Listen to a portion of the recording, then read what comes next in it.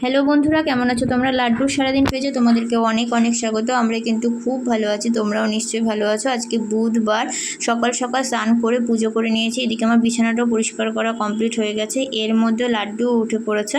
এই দেখো, লাড্ডু নিজে ব্রাশ করে চেয়ারকে এখন সে ব্রাশ করাতে ব্যস্ত।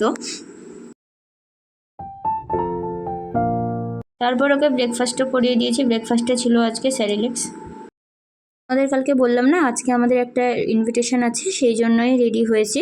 প্রথমে যাচ্ছি আমরা এখন তোমাদের দাদাভাইয়ের দোকানে, সেখান থেকে বাড়ি যাব। তারপরে অনুষ্ঠান বাড়ি।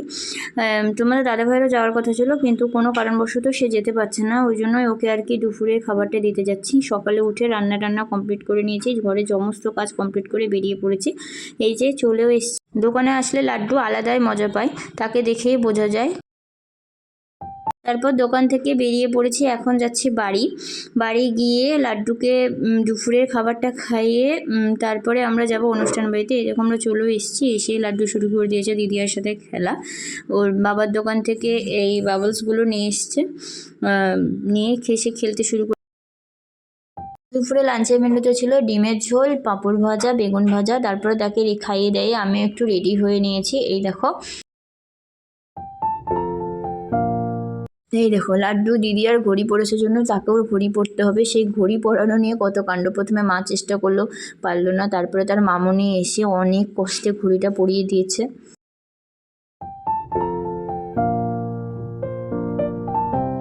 কিন্তু মা যাচ্ছে না, যাচ্ছি আমি, বাবা, বৌদি, ভাস্তি আর লাড্ডু।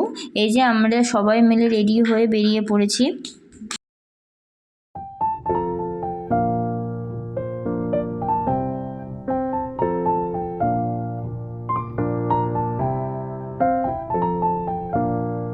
আমরা চলেও এসেছি অনুষ্ঠান বাড়িতে। তোমাদের তো বলাই হয়নি, আসলে আজকে আমার বোনের সাধ, আমরা সেই অনুষ্ঠানেই এসেছি।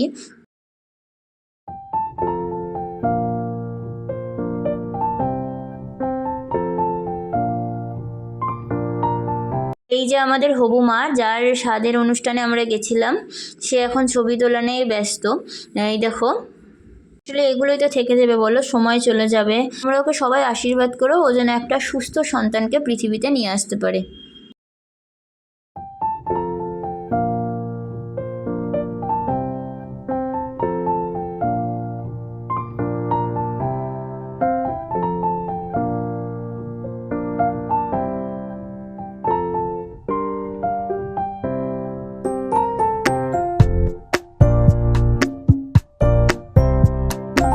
এই যে লাড্ডু তার মিমি আর মেশোর সাথে কেক কাটছে, সে কিন্তু খুব মজা করেছে। তারপরে তার মিমি ওকে একটু কেক খাইয়ে দিল। এই দেখো,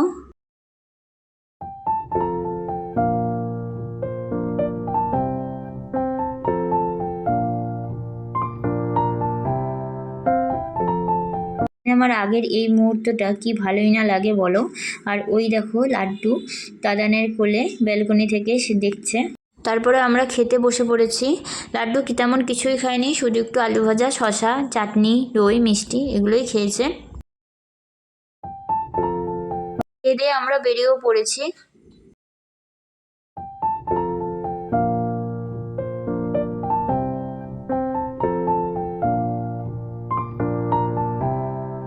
পর থেকে আর তেমন কোনো ভিডিও তোমাদের সাথে শেয়ার করা হয়নি। তারপরে বাড়ি এসে বেশ অনেকটা সময় লাড্ডু ঘুমিয়েও ছিল।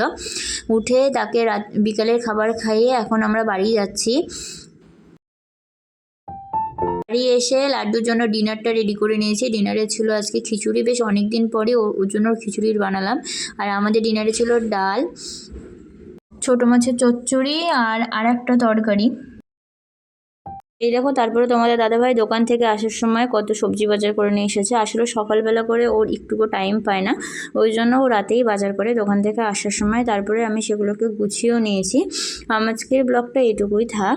আমাদের এই ডেলি ব্লগগুলো তোমাদের কেমন লাগছে অবশ্যই জানাবে। ভালো লাগলে চ্যানেলটিকে লাইক, কমেন্ট, সাবস্ক্রাইব করে দিও।